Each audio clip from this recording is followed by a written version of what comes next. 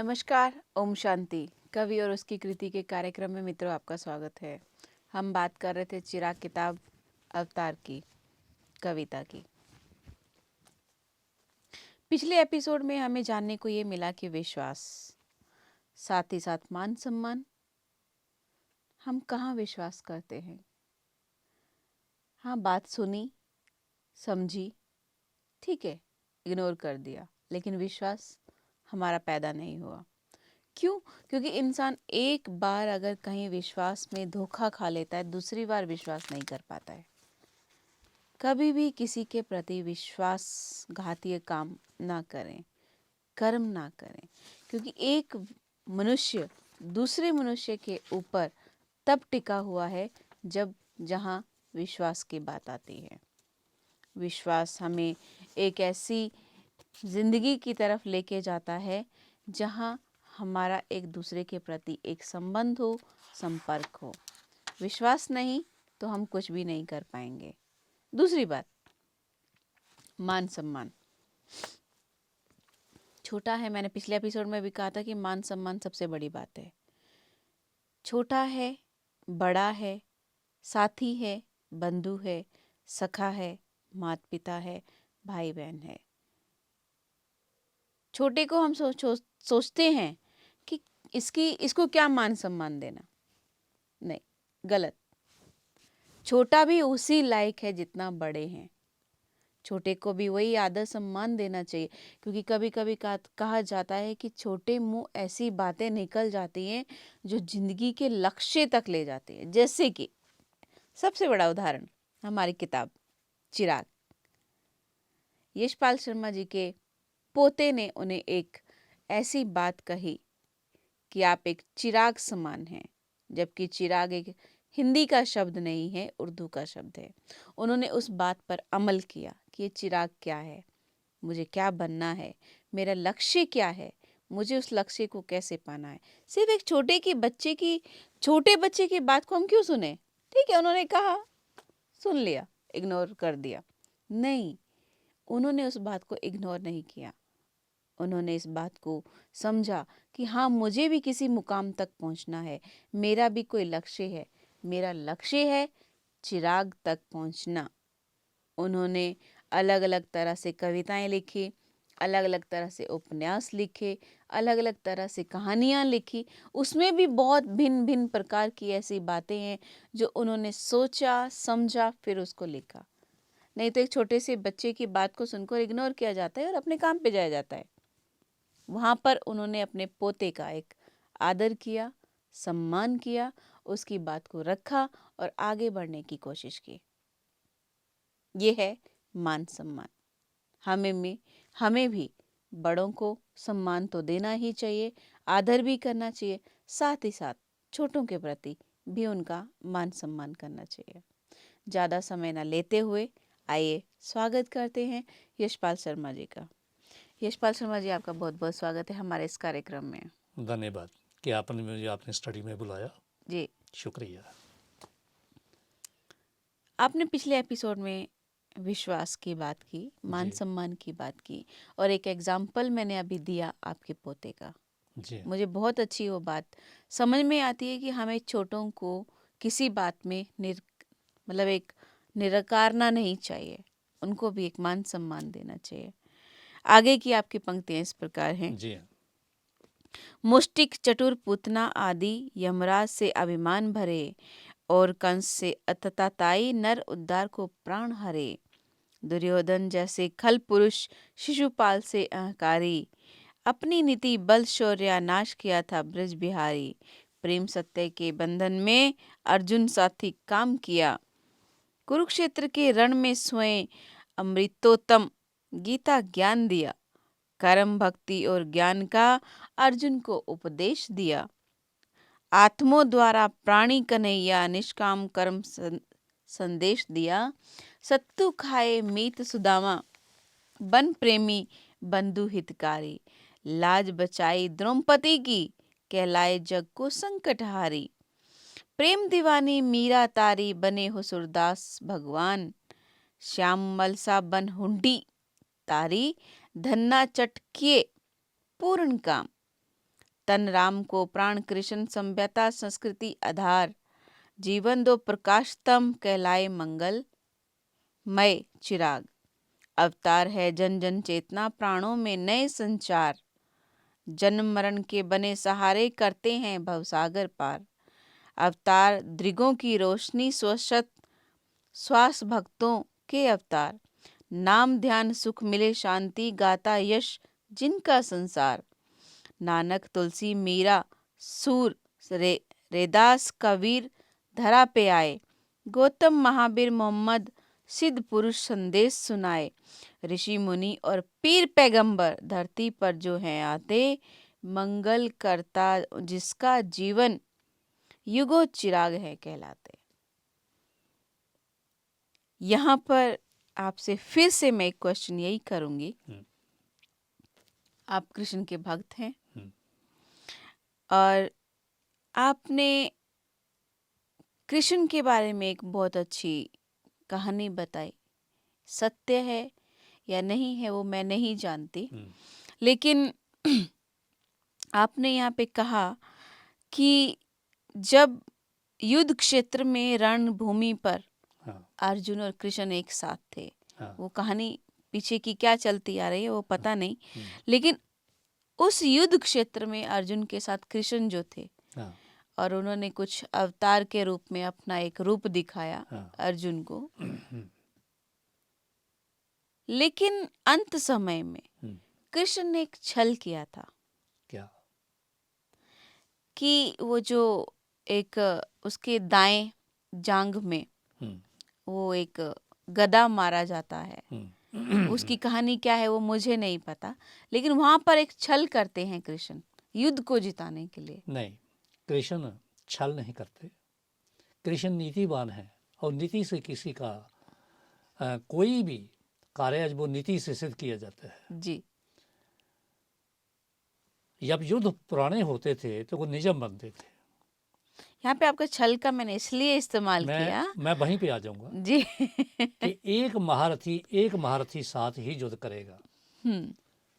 तो अभिमन्यु जो अर्जुन का बेटा था, तो कौरवों ने द्रोणाचार्य को गुरु थे, वो तो सब विद्याओं के स्वामी थे, सब विद्या जानते थे जी। तो उन्होंने चक्रव्यूह रचा। चक्रव्यूह के ऐसा कोई उस समय युद्ध नीति रही होगी जिसमें जो एक बार आता है वो बच करके दोबारा नहीं जाता। तो अभिमन्यु गया, तो अभिमन्यु जब वो विनाश करने लगा कौरव सेना का, तो सब चक्र ये तो युद्ध तो आज ही खत्म हो जाएगा। तो उस समय कर्ण, दुर्योधन, 7 जो महारथी थे उन्होंने नियमों को भंग किया और उस बालक का वध किया। तो कृष्ण ने कहा, क्योंकि जो अभिमन्यु था वो चाहे उसका कोई रिश्ते से पोता लगता था तो वो उसका शिष्य भी था। अभिमन्यु कृष्ण का शिष्य था जी। और बलराम का शिष्य था दुर्योधन गदा का। आपको ये स्मरण होना चाहिए कि जब महाभारत का युद्ध हुआ तो दुर्योधन बलराम के पास गया था कि आप मेरे पक्ष में लड़िए, क्योंकि जो आपके बड़े भाई हैं वो उसके सारथी बनने जा रहे हैं। उसने कहा नहीं, मैं तीर्थ यात्रा को जा रहा हूँ, यानी कि मैं भाई के सामने भाई के का मुकाबला करने के लिए मैं तैयार नहीं हूँ मैं। और उन्हें ये पता था कि इस समय जो अन्याय कर रहा है ये कर रहा है दुर्योधन कर रहा है, और जो धृतराष्ट्र है जी आंखों से अंधा है, जो पुत्र मोह में अंधा हो गया है। वो जानते थे कि कृष्ण जब वहाँ पे गए उन्हें समझाने के लिए कि इनका रजे, अब इन्होंने जो आपने 13 साल का इनको वनवास दिया था, 12 साल का ऐसा और 1 साल का गुप्त वनवास दिया था, पूरा करके आए हैं। आप अपने वचन निभाओ, अब इन्होंने दो सब वापस दो अब। तो कहने हम राज वापस नहीं देंगे। तो कृष्ण जी ने कहा कि चलो ये 5 भाई हैं, इनको 5 गांव दे दो, अपना जीवन यापन करेंगे, परिवार का इनके परिवार हैं, ये कहाँ से खाएंगे। तो दुर्योधन ने कहा था हम इनको 5 गांव क्या सुई के नोक के बराबर भी जमीन नहीं देंगे। तो फिर उन्होंने कहा कि इसका जो अंत है बुरा होगा, युद्ध हुआ। तो उनका ये युद्ध करके ले जाएं। जब आदमी अनीति की राह पे आता है तो उसका विनाश आ जाता है। जी। घर में अगर नीति नहीं, नीति से घर नहीं चलता, जब वहाँ पे लोकतंत्र नहीं है, जब किसी की बात नहीं सुनी जाती है, गृहिणी है वो या उस घर का मालिक, यहाँ पे दोनों में कोई या दोनों अगर वो एक दूसरे को नहीं समझते हैं या अपनी सीमाओं से बाहर जाकर के बात करते हैं, तो समझिए कि वो परिवार रहने वाला नहीं है। ना वहाँ पे धन रहेगा, ना सामान रहेगा, ना बच्चे बनेंगे। सो कौरवों ने अनीति को अपनाया, उन्हें मारने के लिए अनेकों षड्यंत्र रचे। तो राजा जो था वो तो अंधा ही था, वो आंख से अंधा हो या ना हो, किंतु पुत्र वो अंधा था। तो जब भी इंसाफ की बात आती है, एक तरफ हमारा बेशक बेटा हो या दूसरी तरफ कोई भी हो, जो गलत है उसे गलत कहना चाहिए। तू यहाँ गलत है, गलत हो गया है, माफ़ी मांगो भाई, जो हार जाना है वो दो भाई। कोई किसी को फांसी नहीं चढ़ाता कि गलत हो के हमारे बच्चे गलती कर लेते हैं। स्कूलों में रहे हैं तो उस समय हम बच्चों के लव लेटर पकड़ा करते थे। लड़कियां लड़कों के लव लेटर जब पढ़ते थे तो उनको दोनों को आराम से अलग से समझाते थे कि बेटा ये जो है ना, यहाँ पे इश्क बिशुकी वाला जो स्कूल नहीं है जहाँ पढ़ने के लिए आए हो तुम। ये जो पढ़ने वाली तुम्हारे साथी, ये तुम्हारी बहन है, ये तुम्हारा भाई है, पुत्र, ऐसा नहीं करना है। तो हम उन्हें समझा देते थे। तो वो बच्चे उस समय अध्यापकों का डर रखते थे, आज के ज़माने की तरह नहीं है। तो बच्चे दोनों ही इस गलती को मानते थे, सर आगे से ऐसा नहीं होगा। वैसे गलती नहीं करते थे।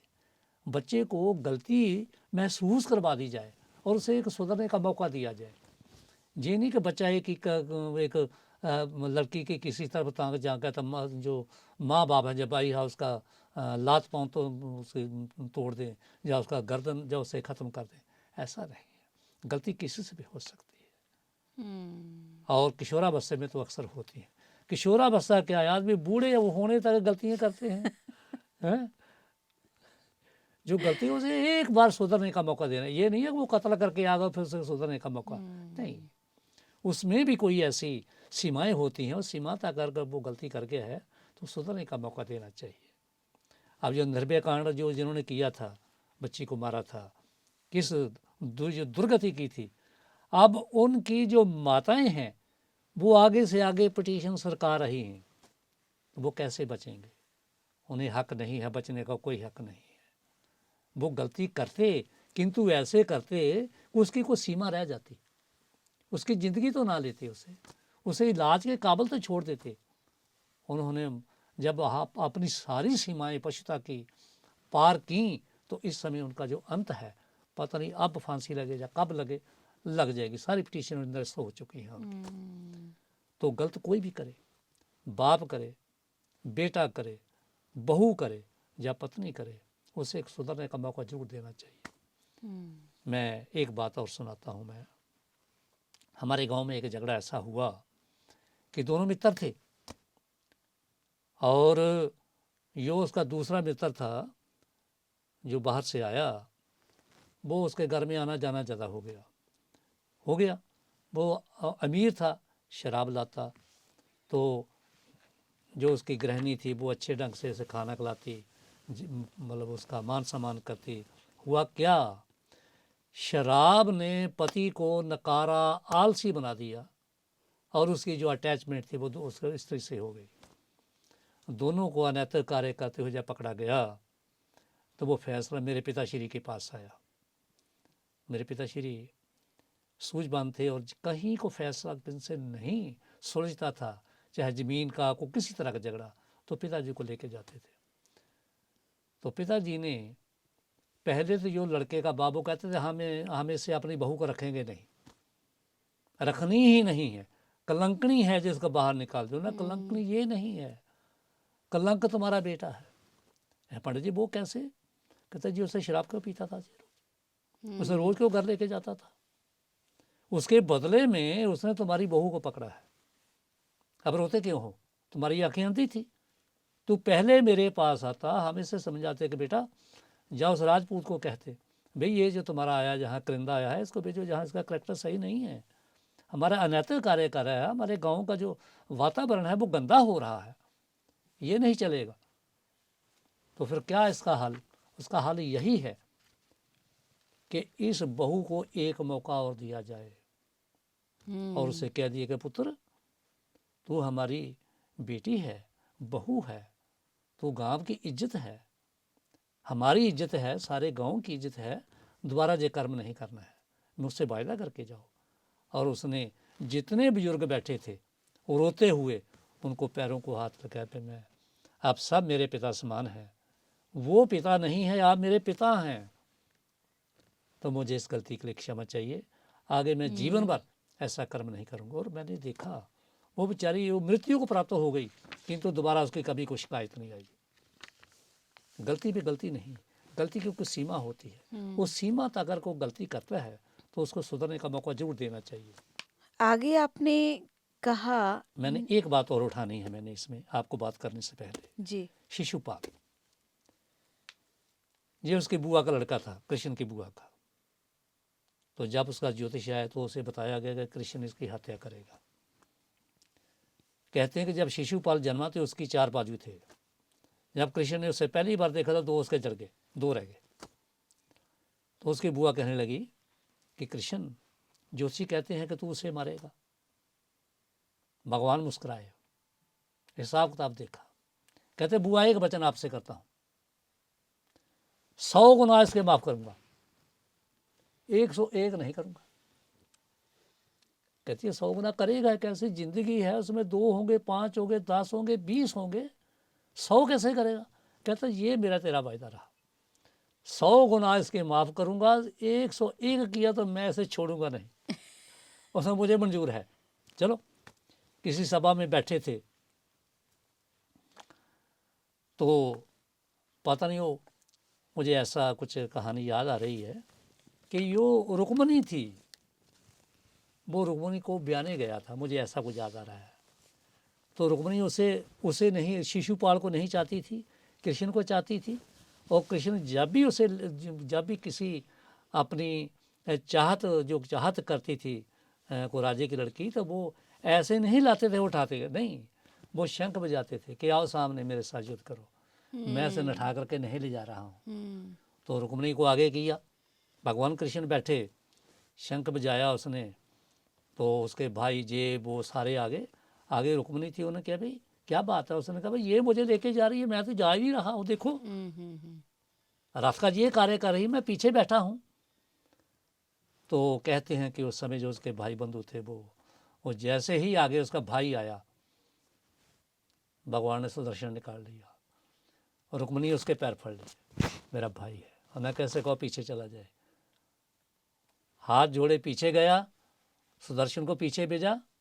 उसे ये चिढ़ थी शिशुपाल को, जो मेरी मंगेतर थी जिसकी मैं बारात लेके आया था, मुझे खाली हाथ जाना पड़ा था। तो जब सभा में बैठ करके उसने गाली देने लगा, शिशुपाल गालियाँ निकालता गया, जब 100 गाल पूरी हो गई, उसने कहा शिशुपाल बस, तुम्हारी 100 गाल पूरी हो गई है, 100 गुना तुम्हारा मैं माफ़ करता हूँ, आगे करोगे तो छोड़ूंगा नहीं। शिशु कहता आप मुझे करके लो, फिर गाली दी। सुदर्शन को याद किया, सर कट करके बाहर मारा उसको। 101 भगवान ने पूरे हो अपनी गए। सीमाएं नहीं तोड़ी हैं, वो नीति से चलते थे, पहले अलर्ट मनुष्य करते ने थे। अपनी सीमाएं तोड़ दी हैं, हैं? मनुष्य ने अपनी सीमाएं तोड़ दी हैं। जब मनुष्य अपनी सीमा तोड़ता है, रावण ने अपनी सीमाएं तोड़ी, तो शिशुपाल ने अपनी सीमा तोड़ी, कंस ने अपनी सीमा तोड़ी, और पाकिस्तान भी अपनी सीमा तोड़ रहा है। अगर हाल इसका भी बहुत बुरा होगा। लेकिन ये तो हुक्मरान इनके देखो, बांग्लादेश कैसे बना, तो इनके हुक्मरानों ने क्या क्या नहीं किया। नाम लोकतंत्र था, जैसे वहाँ पे तो मार्शल ला रहा है। तो जो लोकतंत्र का जो जिन था, लोकतंत्र को तो ये बोतल में बंद करके ऊपर से पक्का डका लगा देते थे कि लोकतंत्र वहाँ से निकले ही नहीं। तो जो सीमाएं तोड़ता है कविता जी, अगर उसका अंत आ जाता है। आपने कहा प्रेम दीवानी मीरा तारी, बने हो सुरदास भगवान, श्याम मल सब बन हुंडी तारी, घना जट किए पूर्ण काम। श्यामल शाह कहीं पे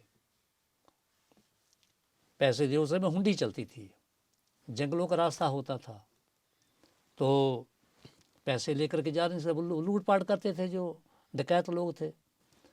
तो उसने हुंडी हुंडी होती थी, कागज उस पर लिख दिया जाता था, कोई नाम नंबर होता होगा उनका अपना कोड वर्ड कोई।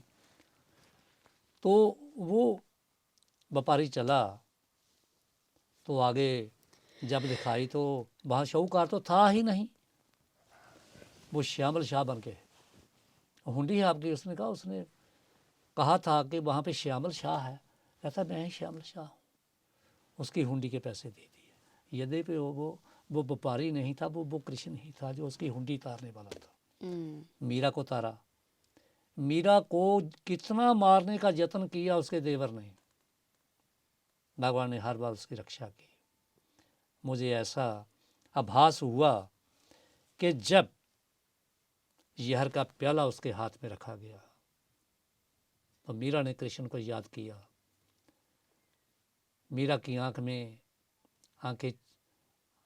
में उसकी याद थी और याद किया कि प्रभु मैं मर रही हूँ, मेरा सपना पूरा नहीं हुआ, मेरी भक्ति संपूर्ण नहीं हुई, मैं तुम्हें अपनी आंखों के सामने देखना चाहती थी ताकि मेरे नायन होने का मुझे रस मिल जाता। तो कहते हैं कि उस समय भगवान की आंख से आंसू टपके दो और उसमें गिरे, उस प्याले में गिरे कि ये मेरे प्रेम में इतनी मग्न है, इसे मेरी स्मृति इतनी है कि जो मौत को गले लगा रही है। वो ही आंसू जो थे उन्हें सारा विष जो अमृत बना दिया था, विष पिया मरी नहीं।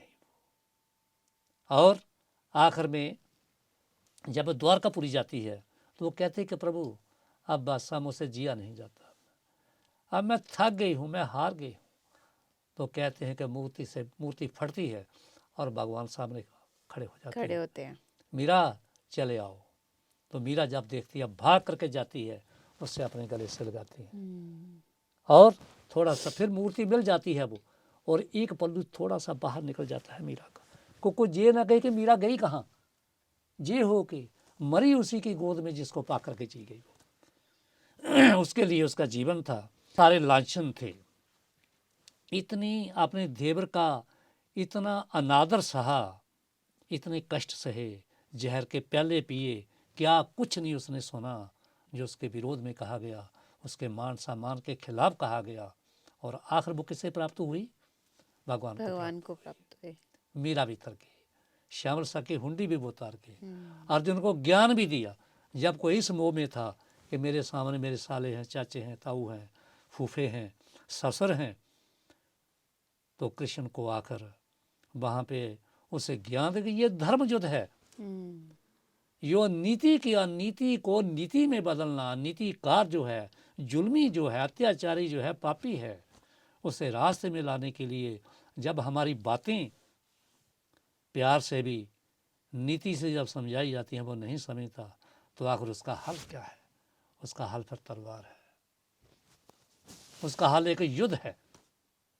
युद्ध में या आर होता है या पार होता है कि तुम्हारा राज्य इन्होंने छीना, 13 साल तुम्हें जंगलों में भटकाया, वो 5 गांव देने के लिए तैयार नहीं है वो, और तुम्हें मारने के लिए लाक्षागृह तक बनाया।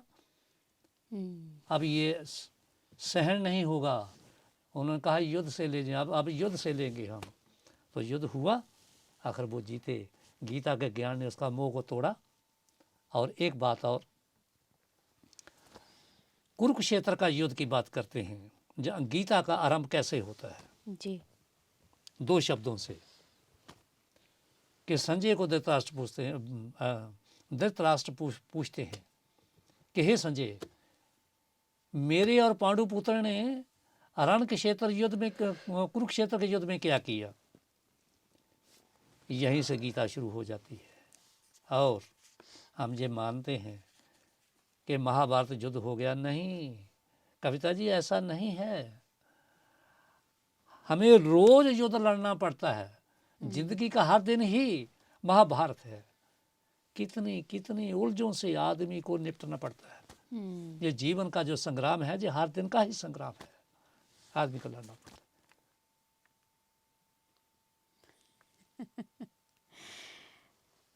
आपने इस अवतार कविता में जी हाँ। बहुत अच्छा अनुभव बताया।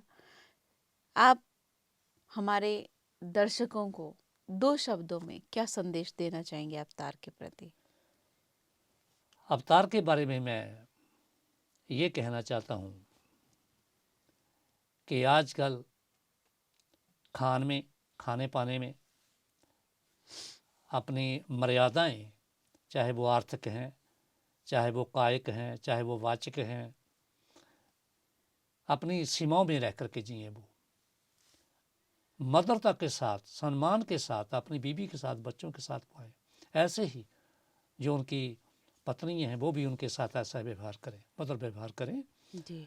अपने दोनों मियाँ बीवी एक अपने घर में एक लोकतंत्र रखें, एक दूसरे की बात को समझें, जो सही है एक हठ बना करके ना चले।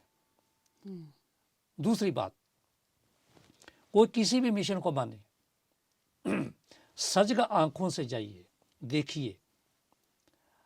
आजकल बहुत कुछ सुना गया, पढ़ा गया, वो बाबा नैतिक कार्यकर्ता वो पकड़ा गया, वो पकड़ा गया। एक एक ऐसा लग रहा है कि जैसे चेन चली हुई है। विश्वास करिए, अंधा विश्वास न करिए। ईश्वर को पाना है, आप घर में बैठ करके पा सकते हैं।